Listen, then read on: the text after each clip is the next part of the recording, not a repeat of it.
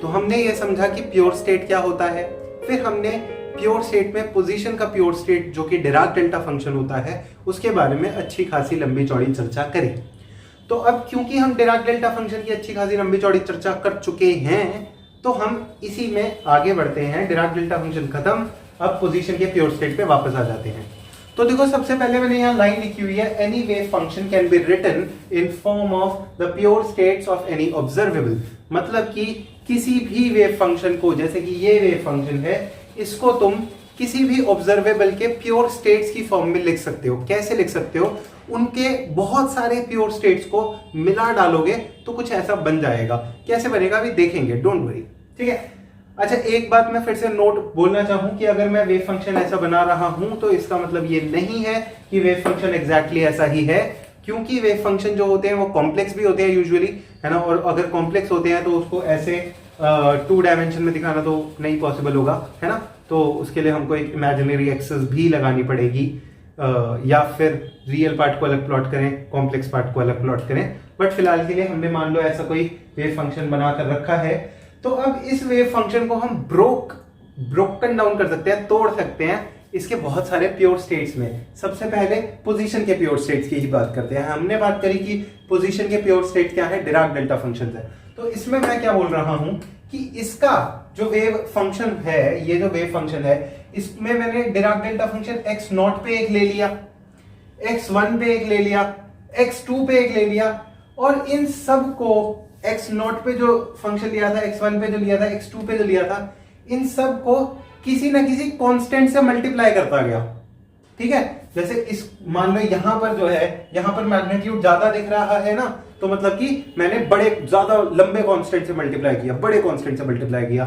यहां मैग्नीट्यूड कम दिख रहा है तो मैंने छोटे कांस्टेंट से मल्टीप्लाई किया। यहां मैग्नीट्यूड बहुत ही कम दिख रहा है तो मैंने और छोटे उससे वो नंबर से मल्टीप्लाई किया, है ना। उन्हीं को मल्टीप्लायर भी कह सकते हैं हम। तो मैं फाइनली ये इस वेव फंक्शन को ऐसे ऐसे ऐसे ऐसे बहुत सारे बंदों को जोड़ के फॉर्म में दिखा सकता हूं ना, या फिर एल्जेब्रिकली मैं इसको ऐसा लिख सकता हूं कि जो वेव फंक्शन है मेरा साई एक्स, जो वेव फंक्शन है ये साई एक्स, ये बराबर होगा डिराक डेल्टा फंक्शन x0 के ऊपर और उसके साथ कोई c0 कांस्टेंट मल्टीप्लाई होगा, ठीक है। ऐसे ही x1 के ऊपर डिराक डेल्टा फंक्शन, उसके साथ कोई अलग कांस्टेंट मल्टीप्लाई होगा। x2 के ऊपर कोई होगा, उसके साथ कोई अलग कांस्टेंट मल्टीप्लाई होगा। तो अलग अलग पॉइंट पर अलग अलग चीजों से मल्टीप्लाई किया और सबको फाइनली जोड़ दिया। तो फाइनली मेरे पास क्या बन जाएगा, अपना एक क्या कहते हैं, वेव फंक्शन बन जाएगा। तो ये वेव फंक्शन को मैं इस फॉर्म में लिख सकता हूं या फिर समीशन की फॉर्म में लिख सकता हूं, है ना। समीशन एक ही बात है, समीशन कर दिया cn x मतलब delta of x minus xn, और यहाँ जो n है वो कुछ 1 से लेके से n तक जा रहा होगा, ठीक है, इन्फिनिटी तक या जो। तो यार आपका कॉन्सेप्ट क्लियर हो जाए इसलिए मैं एक छोटा सा एग्जाम्पल लेकर बता रहा हूँ ताकि बाद में दिक्कत ना आए आपको, ठीक है। देखो मान लो मेरे पास एक फंक्शन है ऐसा जो कि मेरा डिज़ायर्ड फंक्शन है। अगर मुझे ये फंक्शन चाहिए तो मैं बहुत सारे डिराक डेल्टा फंक्शंस ले लेता हूँ। सब जो है इनिशियली ये वाला जो है ये इस पॉइंट पर ही है, x इक्वल्स टू x0 पर है। उसके बाद इससे ज़रा सा राइट वर्ड शिफ्ट हुआ, मैं इधर आ गया x इक्वल्स टू x1 पर। उससे ज़रा सा राइट वर्ड शिफ्ट हुआ, इधर आ गया x इक्वल्स टू x2 पर। ऐसे करते करते मैंने बहुत सारे डिराक डेल्टा फंक्शंस ले लिए सच दैट इसका मैग्नीट्यूड कुछ था, इसका उससे थोड़ा सा ज़्यादा, इसका उससे थोड़ा और ज़्यादा, ऐसे करते करते इसका सबसे ज़्यादा। तो फाइनली जब मैं इन सब को ऐड अप करूँगा तो क्या होगा, यहाँ तक तो सबको ऐड अप किया तो 0 0 0 0 0 मिलेगा। उसके बाद जैसे ही ऐड अप करूँगा इसकी वैल्यू आ जाएगी इतनी, अगले वाले की इसकी वैल्यू इतनी, अगले की इसकी इतनी, अगले इसकी इतनी, ऐसे करते करते सब की वैल्यूज़ जो हैं वो बढ़ती जा रही हैं। तो फाइनली मेरे पास कुछ इस प्रकार का वेव फंक्शन मिल जाएगा ना। तो मतलब मैंने कंक्लूसिवली मैंने किया क्या, मैंने बहुत सारे डिराक डेल्टा फंक्शंस लिए सबका अलग अलग मैग्नीट्यूड के साथ, और उनको ऐड अप करने से मेरे को मेरा डिज़ायर्ड वेव फंक्शन मिल गया, ठीक है। यही कॉन्सेप्ट का हम यहाँ यूज़ कर रहे हैं। और वो जो मैग्नीट्यूड की मैं बात कर रहा हूँ कि इसका मैग्नीट्यूड कम है, इसका उससे थोड़ा ज़्यादा, इसका उससे थोड़ा ज़्यादा, वो मैग्नीट्यूड का ख्याल कौन रख रहा है, ये कोफिशिएंट, ठीक है। जीरो से, सॉरी, ठीक है। तो अब ये बात तो हमको समझ में आ गई। अब इसी को थोड़ा सा और ट्विस्ट करते हैं, ठीक है। और हम क्या करने वाले हैं, इसी चीज को, ये समीशन को ही हम क्या कर सकते हैं, इस समीशन को इंटीग्रल की फॉर्म में लिख सकते हैं। और क्यों लिखने की जरूरत है इंटीग्रल की फॉर्म में, सोच सकते हो। देखो, अगर मुझे ये वेव फंक्शन चाहिए, अगर मुझे ये वेव फंक्शन चाहिए, तो अगर मैं अलग अलग जगहों पर जाऊं, यहां मान लो x0 है, यहां x1 है, यहां x2 है, यहां x3 है, ये मतलब डिस्क्रीट वैल्यूज पर जाऊं, अलग अलग वैल्यूज पर जाऊं और डिराक डेल्टा फंक्शन को एड अप करूं, तो क्या कभी मुझे ये मिल सकता है? नहीं, ये मुझे नहीं मिल पाएगा। क्यों? क्योंकि मुझे जो वो x0, x1, x2, x3 ये सब लेने हैं, बिल्कुल पास पास पास पास पास पास लेने हैं, है ना।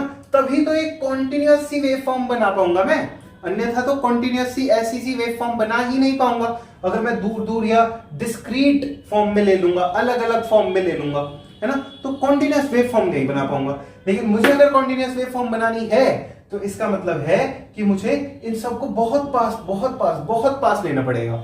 और जब हम समेशन में जो डिफरेंसेस होते हैं वो बहुत पास ले लेते हैं, तो वही हमारा चेंज हो जाता है किसमें, सांप में, इंटीग्रल में, ठीक है। किसमें हो जाता है, इंटीग्रल में। अब देखो, इसका भी मतलब समझो, कोई ज्यादा मुश्किल नहीं है, टेंशन लेने वाली बात नहीं है। क्या कह रहा है ये, कि हमने डिराक डेल्टा फंक्शन लिया, delta x minus X not, ठीक है, delta x minus X not हमने डिराक डेल्टा फंक्शन लिया से, अभी x नॉट इधर है, ये। अब इसको मैंने मल्टीप्लाई कर दिया किसी चीज से, cx एक कोई कांस्टेंट होगा, है ना, cx नॉट एक कांस्टेंट होगा, जो कि ये बता रहा है कि अगर आपको x नॉट के ऊपर डिराक डेल्टा फंक्शन लेना है, मतलब कि यहां पर लेना है, x नॉट पे लेना है, तो किससे मल्टीप्लाई किया जाए, है ना। जैसे मैं आपको ये बोलूं कि क्या नाम है, delta x minus X not के साथ मुझे c नॉट मल्टीप्लाई करना था, वही तो मैंने असल में यहां किया है कि delta x minus X not के साथ वो c एक्स नॉट, कि इसके लिए ये वाला बंदा, और उसके बाद ये dx नॉट क्या है, वो छोटा सा इंटरवल जिसके बाद अगला वाला मेरे पास बंदा आ जाएगा, मतलब कि x नॉट के बाद x1 आ जाएगा, x1 के बाद x2 आ जाएगा, ठीक है। तो ये dx नॉट क्या है, वो छोटे छोटे इंटरवल्स। तो इन इंटरवल्स, इन हर छोटे छोटे इंटरवल्स के साथ मैं इंटीग्रेट कर, मतलब इन हर छोटे छोटे इंटरवल्स के साथ मैं लेता गया, ये x नॉट होगा, इसके बाद अगला आ जाएगा, इसके बाद अगला आ जाएगा, इसके बाद अगला आ जाएगा। किसी का छोटा मैग्नीट्यूड लिया होगा, किसी का बड़ा मैग्नीट्यूड लिया होगा, किसी का छोटा, किसी का बड़ा, ऐसे करते करते सबको सम अप करता जाऊंगा। सबके बीच में वो dx नॉट का गैप है ना। सबका मैग्नीट्यूड, सबका जो फंक्शन है वो delta x minus X not type का है। सबके साथ एक मल्टीप्लाई किया है मैंने, ये c x नॉट, और फाइनली उन सबको मैंने सम अप कर दिया, है ना। इन सब को मैंने सम अप कर दिया, तो इन सब को जब सम अप कर दूंगा तो ये फंक्शन बनकर तैयार हो जाएगा, है ना। पक्का, कोई दिक्कत, कोई परेशानी जीवन में नहीं, ठीक है। तो अब एक और बात मैं आपको बताना चाहूंगा, और वो ये है कि क्वांटम मैकेनिक्स में we allow pure as well as mixed state of position, मतलब कि हम पोजीशन की प्योर स्टेट भी और पोजीशन की मिक्स्ड स्टेट भी, दोनों की दोनों हम अलाउ करते हैं। मतलब कि क्वांटम मैकेनिक्स में ये भी अलाउड है ना, कि position at x equals to X not पर हो, या x इक्वल्स टू x1 पर हो, x इक्वल्स टू x2 पर हो, या फिर ये भी अलाउड है ना। ये बहुत सारी पोजीशंस की ही मिक्स्ड स्टेट है, बहुत सारी प्योर स्टेट्स को ही जब हम मिला देंगे तब हमें क्या मिलेगा, मिक्स्ड स्टेट मिलेगा। और क्वांटम मैकेनिक्स में ये मिक्स्ड स्टेट भी पॉसिबल है पोजीशन की, जो कि हमको बिल्कुल दूर धकेल देता है क्लासिकल मैकेनिक्स से।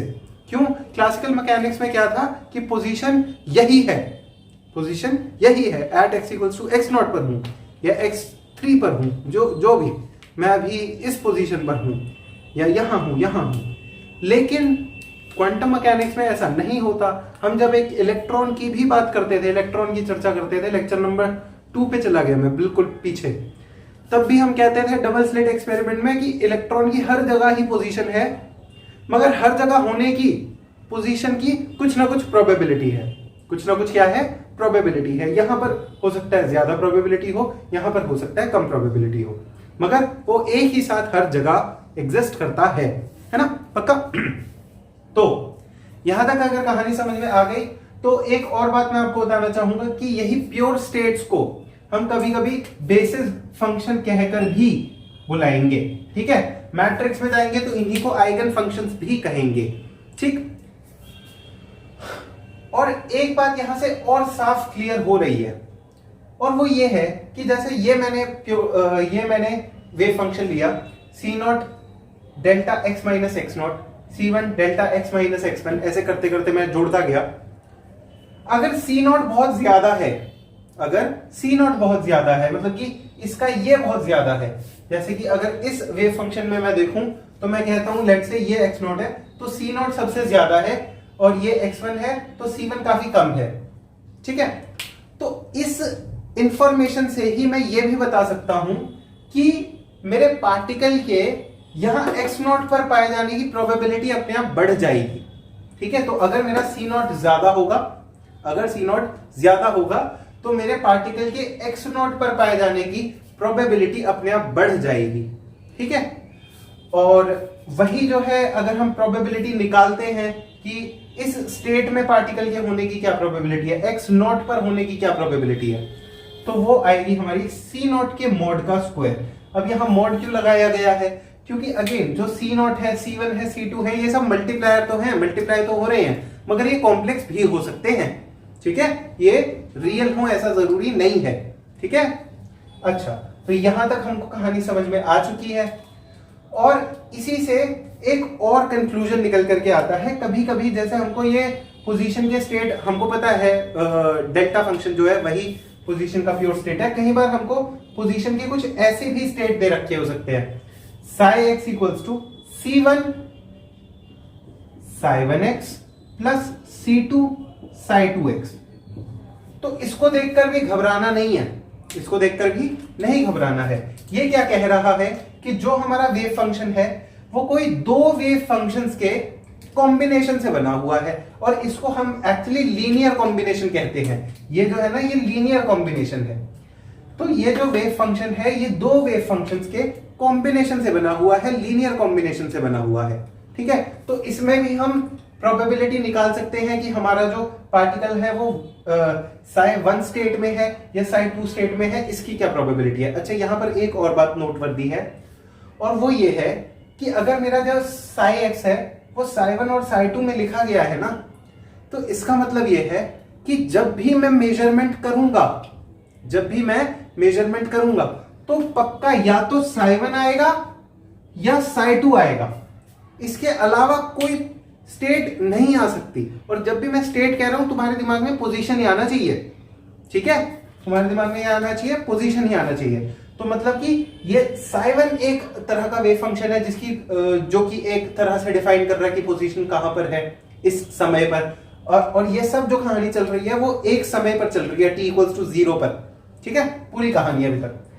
तो जब psi1 बोला तो एक वेव फंक्शन है, psi2 बोला तो दूसरा वेव फंक्शन है, दोनों को किसी ना किसी कांस्टेंट से मल्टीप्लाई कर जोड़ दिया गया और हमारे पास वेव फंक्शन psi निकल करके आ गया।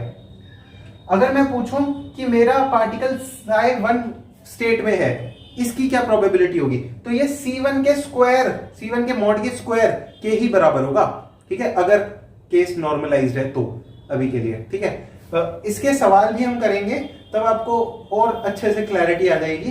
फिलहाल के लिए हम बस कॉन्सेप्ट को ही देख रहे हैं, अगले लेक्चर में आई थिंक इसी के ऊपर सवाल होंगे दबा के, ठीक है। चलो, तो यहां पर आपको यह बात समझ में आई कि अगर ये C1 और C2 दे रखा है, C1 का मैग्नीट्यूड ज्यादा है मतलब कि psi1 स्टेट में होने की प्रोबेबिलिटी ज्यादा है, C2 का मैग्नीट्यूड ज्यादा है मतलब psi2 में होने की प्रोबेबिलिटी ज्यादा है। दो और अगर क्योंकि C1 के स्क्वायर से ही प्रोपोर्शनल है उसकी प्रोबेबिलिटी। और दूसरी बात मैंने क्या कही कि अगर हमारा वेव फंक्शन कोई दो वेव फंक्शंस के लीनियर कॉम्बिनेशन से बना है तो अगर मैं मेजरमेंट करूंगा तो फॉर श्योर या तो psi1 आएगा या psi2 आएगा, और कुछ नहीं आ सकता, ठीक है, और कुछ नहीं आ सकता। चलो, तो अब क्योंकि हम प्योर स्टेट समझ चुके हैं पोजीशन की कैसी होती हैं, तो हम देखते हैं अब मोमेंटम की प्योर स्टेट्स कैसी होती हैं। मोमेंटम की प्योर स्टेट्स कुछ ऐसी होनी चाहिए कि उसका मोमेंटम कांस्टेंट रहे, है ना। हमने पोजीशन का क्या देखा था, पोजीशन का प्योर स्टेट कुछ ऐसा था कि उसके लिए तुम सर्टेनिटी से बता सकते थे ये रही पोजीशन, है ना। अब मोमेंटम के लिए कैसे सर्टेनिटी से बताओगे कि इतना ही है मोमेंटम, इतनी ही है वेलोसिटी, ठीक है, अगर क्लासिकल टाइप में बात करें तो, है ना। तो इतनी ही है वेलोसिटी या इतना ही है मोमेंटम। ऑल्दो वेलोसिटी नहीं बोलना चाहिए मुझे, बट फील के लिए मैं बोल रहा हूं। चलो, तो momentum can be, momentum must be constant, ठीक है, मोमेंटम कांस्टेंट होना चाहिए। अगेन सब चर्चा हो रही है t इक्वल्स टू 0 पर। अभी हम टाइम वाला या टाइम में से कैसे इवैल्यूएशन होगा वो सब अभी फैक्टर कंसीडर ही नहीं कर रहे। तो ऐसा कोई मुझे फंक्शन बताओगे जिसका जो समय के साथ जिसका वेवलेंथ हमेशा कांस्टेंट रहता है, कोई मोनोक्रोमैटिक सा। तो सुन के एक दो ही चीजें याद आती हैं। एक आती है साइन, कोसाइन, और तीसरा एक्सपोनेंशियल। और एक्सपोनेंशियल सबसे बढ़िया तरीके का वो है, क्या कहते हैं, एक सबसे बढ़िया हमारा प्योर स्टेट है मोमेंटम का। क्यों है वो भी अभी बात करते हैं। तो मोमेंटम का प्योर स्टेट हो गया कुछ e to the power iota something वाला, ठीक है। वो क्या है, e to the power iota kx, e to the power iota kx। और k और p तुमको पता है रिलेटेड है कैसे, k बराबर 2 पाई बाय लैम्डा है, p बराबर h बाय लैम्डा है, दोनों को डिवाइड कर दो, p बराबर h का k आ जाएगा, एक्सेट्रा। तो फाइनली तुम यहां पर e to the power iota kx को ये भी लिख सकते हो e to the power iota p not by h cut into k, ठीक है। यहां k नॉट लिख लो चाहो तो, वो ज्यादा अच्छा लगेगा तुमको, है। चलो, तो हमको ये समझ में आ गया कि हमारा जो मोमेंटम का प्योर स्टेट है वो कुछ ऐसा है, e to the power iota p not x by h cut. और क्यों है, क्योंकि इसका जो वेवलेंथ है वो कांस्टेंट है, या इसका जो मोमेंटम है वो कांस्टेंट है। अगर वेवलेंथ कांस्टेंट तो मोमेंटम कांस्टेंट, और मोमेंटम कांस्टेंट तो ये प्योर स्टेट बन सकता है मोमेंटम का, ठीक है। तो हमको समझ में आ गया। अच्छा, e to the power iota kx क्या होता था, e to the power iota kx होता था cos kx plus iota sin kx। तो ये मैंने cos का फंक्शन बनाया है और ये मैंने sin का फंक्शन बनाया है, ठीक है। ये तो असल में ये जो फंक्शन है इसमें real part plus imaginary part into sine part है ना, तो ये इसका रियल पार्ट है और ये इसका इमेजिनरी पार्ट है, ठीक है। अच्छा, साथ में इसके साथ में पूरे के साथ में हम एक कांस्टेंट और मल्टीप्लाई करते हैं और वो है 1/√2 पाई h कट। इसको डायमेंशनली तुम चेक कर सकते हो कि वो आना चाहिए, लेकिन अभी के लिए ज्यादा कोई जरूरत नहीं है, बट फिर भी ये जो है हमारा डायमेंशंस की वजह से आ रहा है, ऐसा समझ लो।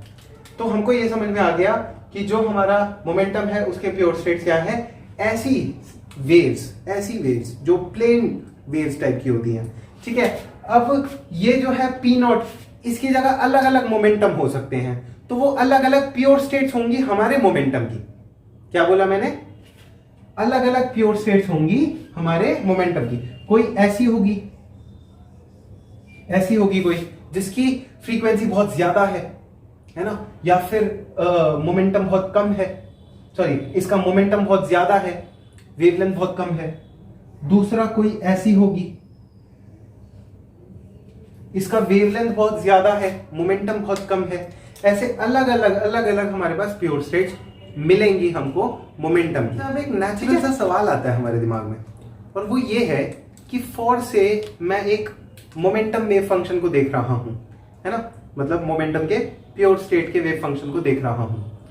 अगर मैं उसके प्योर स्टेट के वेव फंक्शन को देख रहा हूं तो क्या प्रोबेबिलिटी है मेरा किसी समय पर एक जगह पर होने का, समझ रहे हो, मतलब कि कोई ऐसा स्टेट है जो कि e पर आयोटा के एक्स टाइप का ही है, मतलब कि समय के साथ एकदम सही से पीरियोडिक है ना। तो अगर मैं आपसे पूछता हूं कि मुझे बताओ कि मैं इस जगह पर हूं x नॉट पर, या x इक्वल्स टू 5 मीटर पर, x इक्वल्स टू 10 मीटर पर, तो इसकी क्या प्रोबेबिलिटी है।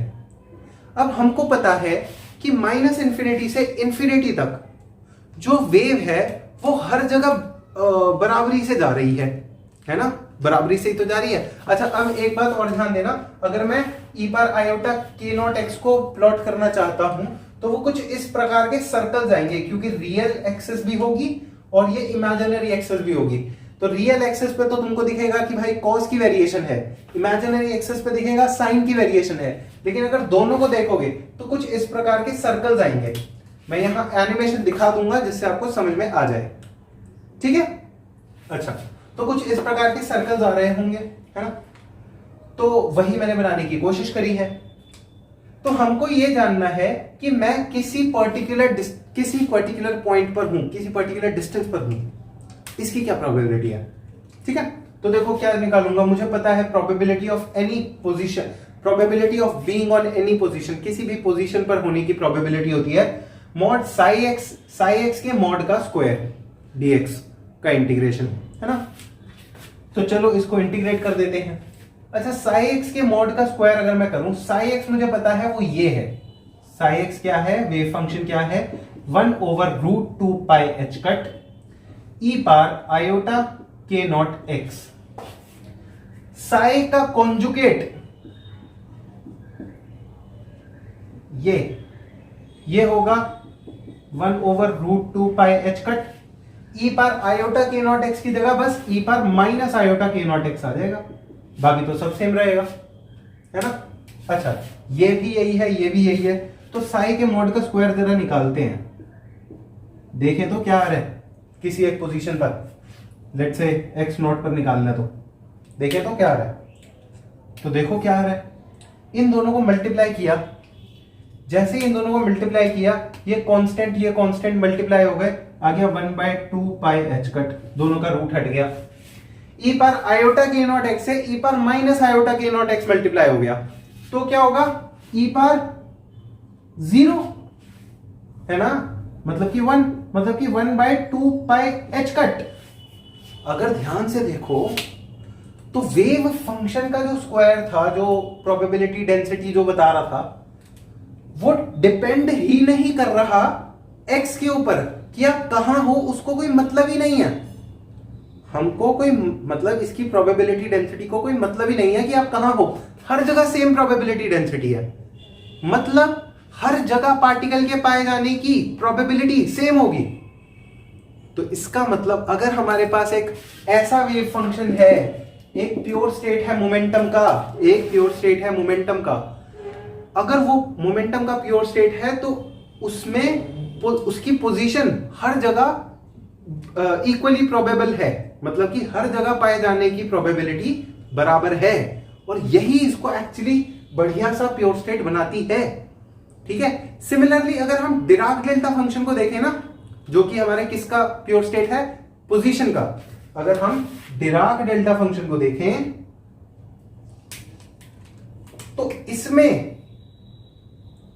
तो इसके अंदर हर प्रकार के मोमेंटम होने की प्रोबेबिलिटी बराबर है। अब इसको देखो, ध्यान से समझना पड़ेगा हमको, ऐसे ही नहीं आया, ठीक है, ध्यान से समझते हैं। हर प्रकार का मोमेंटम होने की प्रोबेबिलिटी बराबर है, इसका मतलब क्या है कि मतलब इसके अंदर ऐसी वाली वेव्स जिसका वेवलेंथ कुछ इतना है, मोमेंटम कुछ इतना है, इसके अंदर ऐसी वाली वेव्स, इसके अंदर ऐसी ऐसी ऐसी ऐसी ऐसी ऐसी ऐसी वाली वेव्स, इसके अंदर ऐसी वाली वेव्स, ये सब बराबरी से मिली हुई हैं, तब जाके ये फंक्शन बना है, ठीक है। समझ पा रहे हो क्या कह रहा हूं, हर प्रकार की वेव बराबरी से मिली हुई है, तब जाके ये फंक्शन बना है, इसलिए ये पोजीशन का प्योर स्टेट है, लेकिन मोमेंटम का प्योर स्टेट नहीं है, ठीक है, क्योंकि मोमेंटम तो सारे के सारे जुड़े पड़े हैं। सिमिलरली इसके अंदर सारी पोजीशंस, एक एक एक एक एक एक एक पोजीशन, सारी की सारी पोजीशन है इस वेव फंक्शन के अंदर, सारी की सारी पोजीशंस है, माइनस इन्फिनिटी से इन्फिनिटी तक हर जगह पार्टिकल के होने की प्रोबेबिलिटी है, ठीक है। और इसके अंदर क्या है, इसके अंदर पार्टिकल के पास हर प्रकार का मोमेंटम होने की प्रोबेबिलिटी है। देखो, मोमेंटम को अगेन वेलोसिटी से नहीं बोलना चाहिए, मगर फिर भी मैं बोलता हूं, तो एक तरह से पार्टिकल के पास सारी वेलोसिटीज हैं, समझ रहे हो, पार्टिकल के पास सारी वेलोसिटी है। इस केस के अंदर अगर पार्टिकल की पोजीशन डिटरमाइंड है, अगर मुझे पता है पार्टिकल यहां पे है, तो उसके पास सारी की सारी वेलोसिटी है, 1000 किलोमीटर पर आवर भी, 2 भी, 3 भी, 4 भी, ठीक है, ओके। काट दिया जाए, हटा दिया जाए, मस्त। समझ में आ गया? आई होप समझ में आ गया होगा। ओके, अगर तो वीडियो में यहाँ तक बने हुए हो तो कॉन्ग्रेचुलेशंस। 2 मिनट जाओ, पानी पियो, नाश्ता नुश्ता करो, खाना खाओ, जो करना करो, उसके बाद माइंड फ्रेश करके वापस आ जाओ। आ गए? अब सुनो, अभी हमने थोड़ी देर पहले एक काम किया था और वो ये था कि हमने ना पोजीशन की बहुत सारी प्योर स्टेट्स को लिखा, मतलब कि delta x minus X not, x minus X one, delta x minus X two, position की बहुत सारी प्योर स्टेट्स है ना, x नॉट पर जो होगी, x1 पर जो होगी, x2 पर जो होगी, उन सब के साथ, उन प्योर स्टेट्स के साथ एक एक कांस्टेंट को मल्टीप्लाई किया, उन सब का समेशन किया, उन सब को जोड़ा और इससे एक वेव फंक्शन बनाने की कोशिश करी, है ना। एग्जैक्टली नहीं किया, मतलब कि क्या कितना जोड़ना पड़ेगा, कि वो किस किस कांस्टेंट से मल्टीप्लाई करें कि वो आएगा, वो सब अभी नहीं किया, वो करेंगे, बट फिर भी हमने कंसेप्चुअली यही काम किया है। फिर उसी में हमने एक बात देखी कि यार जो x नॉट है, x1 है, x2 है, ये आपस में भी तो दूर दूर हैं, काफी दूर दूर हैं।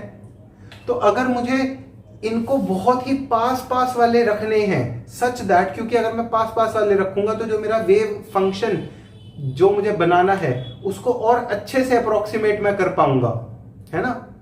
अगर मुझे ये काम करना है तो मुझे क्या करना पड़ेगा, वो जो समीशन वाला साइन था ना, उसको हटाकर इंटीग्रेशन वाला साइन लगाना पड़ेगा, है ना। क्यों? क्योंकि इंटीग्रेशन में तो वो छोटे, बिल्कुल छोटे छोटे डिस्टेंस वाले, सारे छोटे छोटे डिस्टेंस वालों को ले लेगा, मतलब हर छोटे छोटे डिस्टेंस वाले पे x नॉट पे लिया, फिर x not plus D x not इस पे भी ले लिया, फिर उससे जरा सा आगे इन सब को ले लेगा, फिर इन सबको प्लस करेगा, तो जो मेरा वेव फंक्शन है वो और अच्छा बन जाएगा, है ना। पक्का? देखो अब कुछ ऐसा ही हम यहां करने वाले हैं। अब हम क्या करेंगे, अभी हमने क्या किया था कि पोजीशन के प्योर स्टेट्स को मिला करके हमने वेव फंक्शन बनाया था। अब हम मोमेंटम के प्योर स्टेट्स को मिला करके वेव फंक्शन बनाएंगे। डरो मत, डरने वाला कुछ नहीं है, आ जाओ, ध्यान से समझोगे समझ आ जाएगा। अब इसको समझने के लिए ना पहले अपने को एक रिकैप लेना पड़ेगा अपने फूरियर सीरीज का, ठीक है। फूरियर सीरीज आई होप आप लोगों ने पढ़ा होगा, तो एक छोटे से में मैं कहानी समझाने की कोशिश करूंगा। लाइक फूरियर सीरीज में हम क्या करते थे, हम ये करते थे, हमारे पास कोई एक वेव फंक्शन दे रखा होता था। देखो सब कुछ वही चल रहा है ना, मैथ्स वाले। हमको एक वेव फंक्शन दे रखा होता था, उस वेव फंक्शन को अप्रोक्सीमेट करने के लिए हम बहुत सारे साइनोसॉइडल या साइनोसॉइडल और कॉस वाले वेव्स निकालते थे, मतलब कि उन सबको सम अप करते थे, है ना। a0/2 plus summation an sine nx plus summation bn cos nx, ऐसा कुछ फॉर्मूला होता था। एक ये भी होता था, एक एक्सपोनेंशियल वाला भी होता था, कॉम्प्लेक्स वाला भी, है ना। तो कॉम्प्लेक्स वाले की बात करते हैं अभी के लिए। तो हम क्या करते थे, ये कॉम्प्लेक्स वाले बहुत सारे वेव फंक्शंस ले लेते थे और उन सबको जब ऐड अप करते थे तो कुछ अप्रोक्सीमेटली वैसा ही ग्राफ बन जाता था। यही था क्या? नहीं, एक चीज मिस आउट कर रहे हो आप, और वो थी रेंज। हमको हमेशा एक रेंज दे रखी होती थी कि यार आपको ना -π से π तक इस वेव फंक्शन को अप्रोक्सीमेट करना है, आपको -2π से 2π तक वेव फंक्शन को अप्रोक्सीमेट करना है। और अगर आप वो 2π के आगे जाके देखोगे ना तो वो उसके बराबर आ नहीं रहा होगा। जो आपने वेव फंक्शन बनाया है वो उस ओरिजिनल वेव फंक्शन के बराबर नहीं आ रहा होगा 2π के बाद, ठीक है। अगर आपको 2π से 2π की, -2π से 2π की रेंज दे रखी होती थी, ठीक है। तो कहने का मतलब ये, अगर हमको एक रेंज दे रखी होती थी और केवल उस रेंज के अंदर ही हमको वेव फंक्शन को अप्रोक्सीमेट करना होता था, तो हम उसको कर तो देते थे कैसे, बहुत सारी एक्सपोनेंशियल सीरीज को एड अप करके। और वो क्या करते थे, अगेन जो हम यहां तक करते आए हैं वही करना है।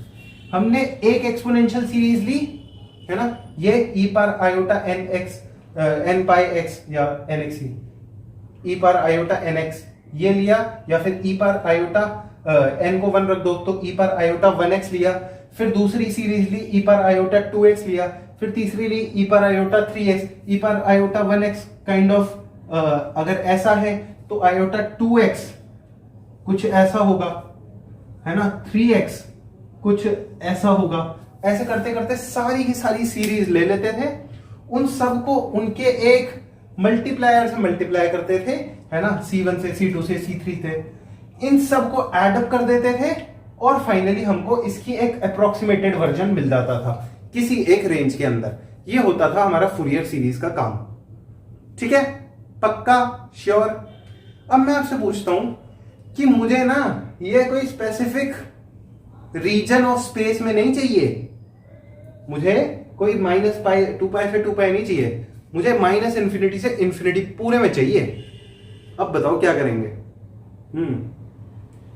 देखो देखो, इस कहानी में कहीं लूप होल ढूंढ पा रहे हो आप?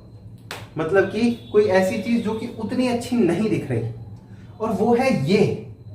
देखो यहां एक बार मैंने e पर आयोटा x लिखा, दूसरी बार e पर आयोटा 2x लिखा, तो मैंने दो सीरीज को ऐड किया है, एक तो e पर आयोटा x वाली और e पर आयोटा 2x वाली। बट इनके बीच में भी तो बहुत सारी सीरीज आ सकती हैं यार। यहाँ e पर आयोटा x है और आयोटा 2x है, 1 और 2 के बीच में भी तो बहुत सारे इनफाइनाइट नंबर्स हैं, है ना। अगर उन सबको भी मैं ले लूं, 1 और 2 के बीच के भी सारे नंबर्स को मैं ले लूं, ऐसे 2 और 3 के बीच के भी सारे नंबर्स को मैं ले लूं और फिर उन सब को ऐड करूं, तो क्या आपको नहीं लगता कि हमारे पास जो सीरीज है, जो फाइनली जो वेव फंक्शन बनेगा, वो और भी अच्छा और भी अप्रोक्सीमेटेड आ जाएगा, और वो -∞ से इन्फिनिटी पूरे में इसको अप्रोक्सीमेट कर पाएगा, है ना। यही काम है हमारे फूरियर ट्रांसफॉर्म का। क्या किसका काम है? फूरियर ट्रांसफॉर्म का। आई होप ये बात समझ में आ गई होगी। अगर नहीं आई तो थोड़ा रिकैप कर लो। अरे ये ऐसा कुछ नहीं है, ठीक है। तो ये काम है हमारे फूरियर ट्रांसफॉर्म का। अब अगेन मैंने बोला यार 1 से 2 तक सारे छोटे छोटे सारे नंबर्स लेने हैं, ऐसे ही मतलब हमको फाइनली हर एक छोटा छोटा नंबर लेना है। तो अगर हमको सारे नंबर लेने हैं तो यार उनको समीशन तो नहीं कर सकते, ऐड तो नहीं कर सकते, पागल तो बैठे नहीं है अपन, है ना। तो हम क्या करेंगे? हम कर देंगे इंटीग्रेशन। क्या कर देंगे? इंटीग्रेशन। तो देखो अब क्या करने वाला हूं। ये जो फॉर्मूला दिखने में बहुत खतरनाक है, लेकिन होगा कुछ भी नहीं, 1 मिनट में समझ आ जाएगा। देखो क्या है, मैंने वेव फंक्शन को जो मेरे को दे रखा है, उस वेव फंक्शन को लिखा e पर iota p0 x by H cut upon √2π h cut. ये क्या है? ये एक मोमेंटम की प्योर स्टेट है। हमको पता है मोमेंटम की प्योर स्टेट है, मतलब कि हमने एक ऐसी वाली वेव चुन ली। अगेन ये रिप्रेजेंटेशन सही नहीं है क्योंकि वो कॉम्प्लेक्स है, मगर फिर भी समझाने के लिए मैं समझा रहा हूं। तो हमने एक ये चुन लिया, क्या नाम है, एक वेव फंक्शन चुन लिया, ये है ना, एक प्योर स्टेट चुन ली अपने मोमेंटम की। उस प्योर स्टेट को हमने एक मल्टीप्लायर से मल्टीप्लाई कर दिया, जो कि असल में p0 पे डिपेंड कर रहा है। मतलब कि अगर आपको इस मोमेंटम के लिए इस वाली वेव के लिए चाहिए तो कुछ और c कांस्टेंट होगा। अगर आपने कोई दूसरा ले लिया, कोई ऐसा वाला ले लिया वेव, तो उसके लिए कोई दूसरा c होगा, है ना। तो हर अलग p0 के लिए ये cp0 अलग होगा। तो हमने एक कोई वो लिया, क्या नाम है, मोमेंटम लिया, मतलब एक प्योर स्टेट लिया, उसको एक कांस्टेंट से मल्टीप्लाई किया, फिर उसको इंटीग्रेट कर दिया ओवर dp0। अब dp0 से इंटीग्रेट क्यों किया? अगेन वही चीज कि भाई मैंने मोमेंटम की अब रेंज ले ली, कि अब मैं ऐसा नहीं चाह रहा कि मेरा 1 मीटर पर सेकेंड वाला मोमेंटम, सॉरी जो भी यार, kg मीटर पर सेकेंड, इतना वाला और इतना वाला और इतना वाला ये सब मिले। नहीं, मैं चाहता हूं एक से जरा सा dp0 आगे वो भी, उससे जरा सा dp0 आगे वो भी, है ना। तो मैं सारे के सारे मोमेंटम्स चाहता हूं, तो इसलिए मुझे यहां इंटीग्रेट करना पड़ा ओवर dp0 कि अगर ये रेंज ऑफ मोमेंटम है तो सारे के सारे ही लेने हैं, इसलिए मुझे इंटीग्रेट करना पड़ गया। आई होप ये बात भी आपको समझ में आ गई होगी, है ना। पक्का? नहीं समझ आई है तो ग्रुप में पूछ सकते हो, मैं और अच्छे से समझाने की कोशिश करूंगा। बट चलो चलो ये बात समझ में आ गई है। हमने क्या किया है, हमने वेव फंक्शन को लिखा है मोमेंटम की प्योर स्टेट्स, मोमेंटम की प्योर स्टेट्स के कॉम्बिनेशन के फॉर्म में। Okay sure. तो पहले हमने वेव फंक्शन को लिखा था मोमेंटम की पहले हमने वेव फंक्शन को लिखा था पोजीशन की प्योर स्टेट्स के फॉर्म में, उनके एडिशन की फॉर्म में, उनके इंटीग्रेशन की फॉर्म में। अब हमने वेव फंक्शन को लिखा है मोमेंटम की प्योर स्टेट्स के फॉर्म में। ठीक है, पक्का।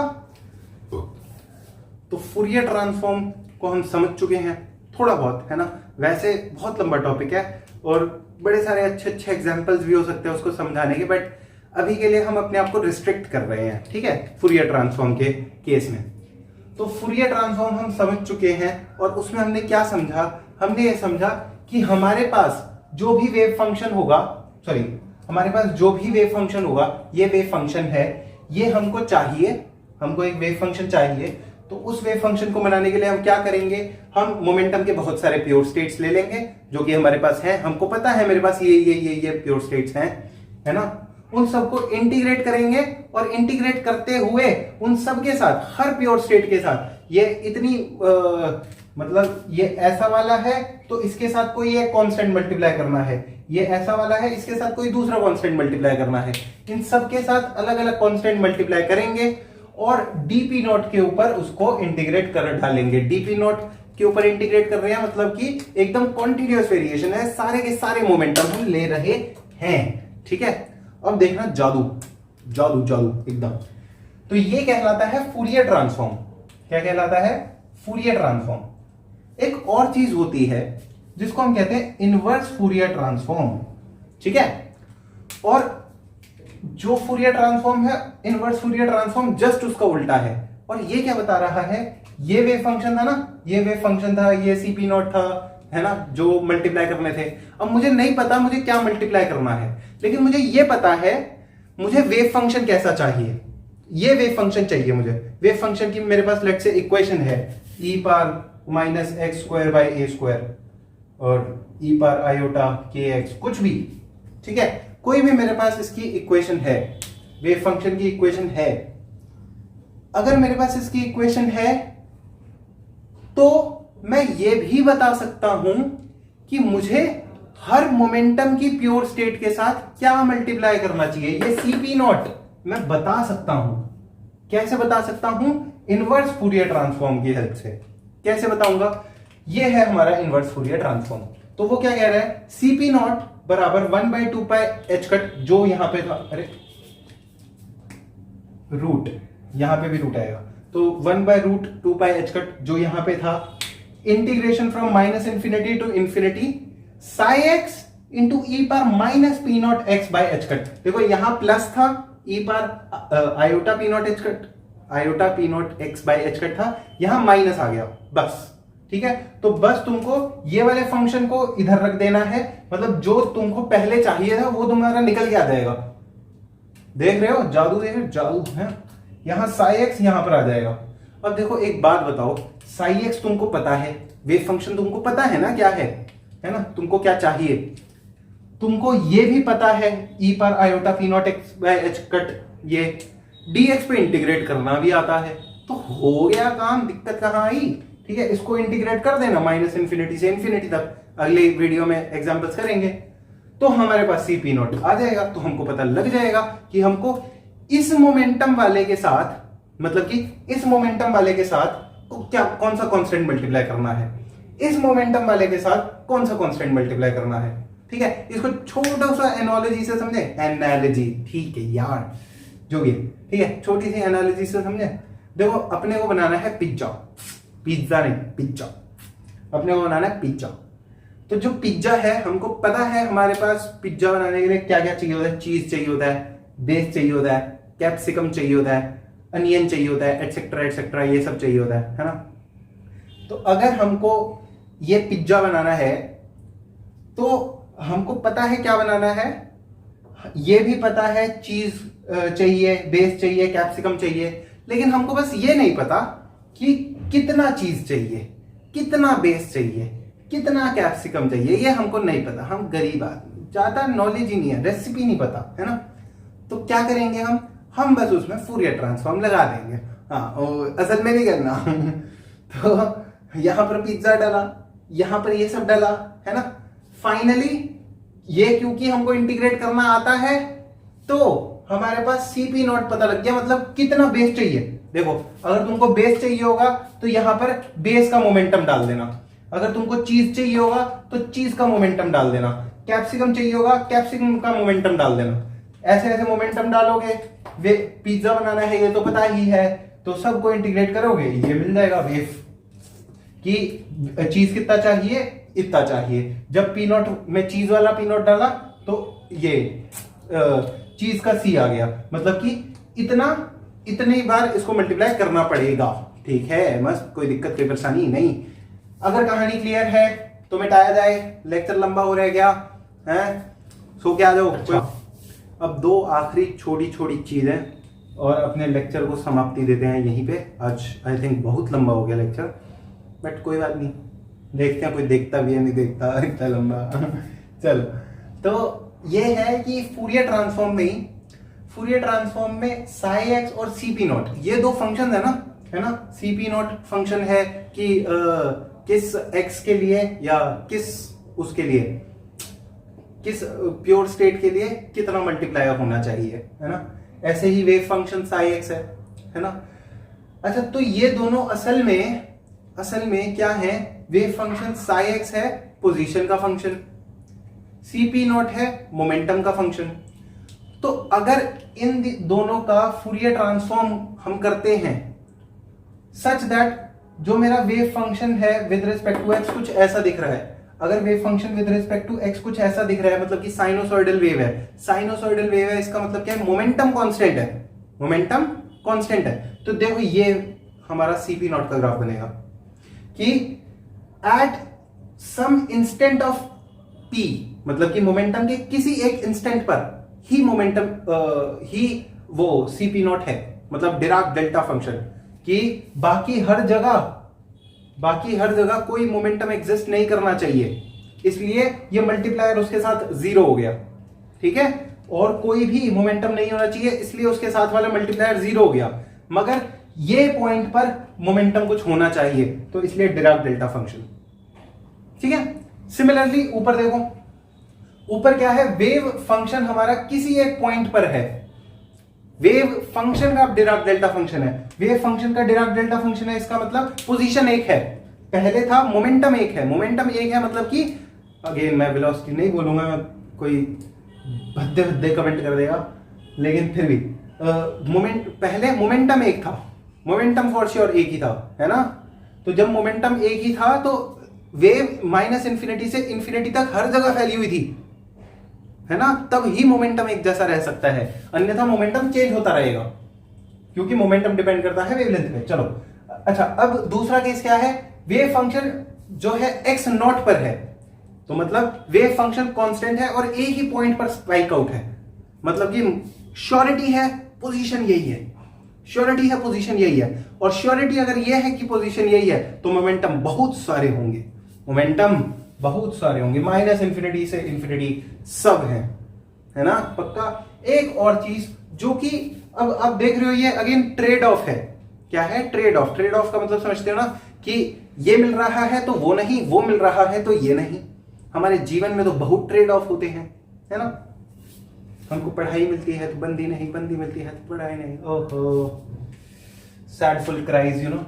चलो दूसरा तीसरा, हाँ लास्ट है कि इस ट्रेड ऑफ का मिनिमम ट्रेड ऑफ क्या होगा, है ना, मतलब कि कम से कम हमको दोनों के अंदर, मतलब पोजीशन भी कुछ ना कुछ, पोजीशन के बारे में भी कुछ ना कुछ अच्छा आइडिया हो, मोमेंटम के बारे में भी कुछ ना कुछ अच्छा आइडिया हो। इसके अंदर पोजीशन के बारे में बहुत अच्छा आइडिया था, मोमेंटम के बारे में कुछ नहीं पता था, सारे हैं -इन्फिनिटी से इन्फिनिटी सब है। इसके अंदर मोमेंटम के बारे में बिल्कुल पक्का पता था, यही मोमेंटम है, लेकिन पोजीशन के बारे में कुछ नहीं पता था, हर जगह ही वो फैला हुआ है ना। अच्छा, तो अब इन दोनों के बीच का मतलब ट्रेड ऑफ, सबसे कम ट्रेड ऑफ किस में रहेगा, वो रहेगा गॉसियन फंक्शन में। किसमें? गॉसियन फंक्शन में। और इसको प्रूफ करके देख सकते हैं, कोई बड़ी बात नहीं है।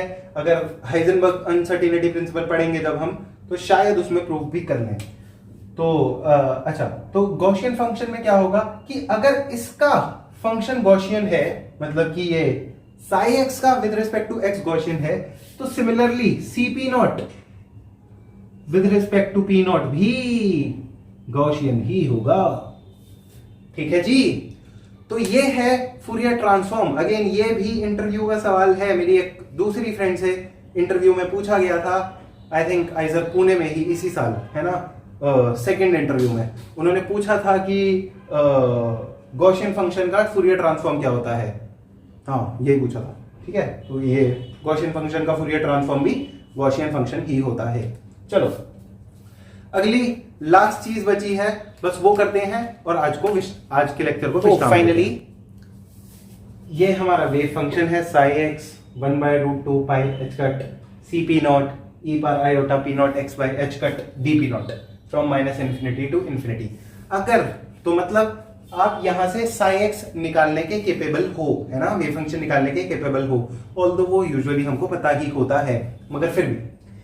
तो अगर आपसे ये पूछा जाए कि यार पार्टिकल x से x प्लस डी एक्स के बीच में है, तो उसकी प्रोबेबिलिटी क्या है, तो वो क्या होगी, मॉड साई एक्स का स्क्वायर dx, यही प्रोबेबिलिटी होगी, है ना।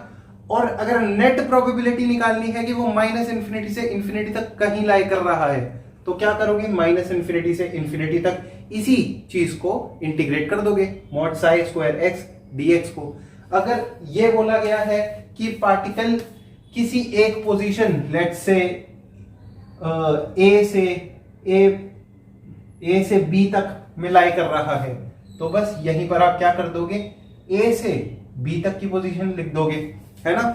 पक्का, श्योर, कोई दिक्कत, कोई परेशानी नहीं, क्योंकि यहां से आप वेव फंक्शन निकालने के केपेबल थे, तो यहां से आप प्रोबेबिलिटी भी निकाल सकते हो कि वो यहां पर होगा, इसकी क्या प्रोबेबिलिटी है। और यहीं से एक और बात समझो कि यहां अब हम कभी यह नहीं बता सकते कि पार्टिकल कहां है, यह जरूर बता सकते हैं कि पार्टिकल की यहां होने की प्रोबेबिलिटी कितनी है। वो कैसे निकलेगा, ऐसे निकलेगा। ठीक है, सुन लिया, समझ आ गया। अगला, अब हमने यहां दूसरे में सीपी नॉट निकालने के केपेबल हैं हम। सीपी नॉट निकाला, कैसे निकाला, वेव फंक्शन की मदद से और उसके जो प्योर स्टेट्स हैं उसकी मदद से निकाला, इंटीग्रेट किया, टाइम पास किया, फाइनली क्या मिला, probability of particle to be in the momentum, to have the momentum of P not to P not plus D P not. मतलब कि पार्टिकल का इतना मोमेंटम है ना, पार्टिकल का कुछ इतना मोमेंटम है, इतने केजी मीटर पर सेकंड। वैसे यार इलेक्ट्रॉन वगैरह का केस है, केजी मीटर पर सेकंड बहुत बड़ी यूनिट हो गई। इनका जो मोमेंटम रहेगा वो एच कट समथिंग रहेगा, एच कट के मतलब H cut 2, H cut 3, H cut 4, जो कि बहुत ही कम है, मगर फिर भी जो भी है ना। तो इसका जो पार्टिकल का मोमेंटम है वो इतने से इतना लाई कर रहा है, लेट्स से 2 एच कट से 3 एच कट लाई कर रहा है ना, ऐसा कुछ। तो क्या करेंगे, बस यहीं पर इंटीग्रेट कर देंगे, यहां लिमिट्स डाल देंगे, और यहां क्या होगा, अब फंक्शन कौन सा होगा, ये सीपी नॉट वाला। कौन सा फंक्शन, सीपी नॉट वाला। तो सीपी नॉट के मॉड का स्क्वायर डीपी नॉट, इंटीग्रेट कर दिया जहां से जहां तक के लिए मांगा गया है, हो गया काम मस्त एकदम। और यही हमारा आज का लेक्चर होता है समाप्त। और नेक्स्ट लेक्चर में इसी के पहले हम मस्त वाले न्यूमेरिकल करेंगे, ठीक है, क्वेश्चन करेंगे। और बाय बाय, टेक केयर, मिलते हैं। तो अब इस लेक्चर को मैं खत्म करना चाहूंगा और एपीजे अब्दुल कलाम सर के एक बड़े ही फेमस कोट के साथ, जो कि आई थिंक आप सबने सुना होगा बट मुझे पर्सनली बड़ा ही पसंद है। और वो ये है कि सपने वो नहीं होते जो आप सोने के बाद देखते हो, सपने वो नहीं होते जो आप सोने के बाद देखते हो, बल्कि सपने तो वो होते हैं जो आपको सोने नहीं देते। चलिए।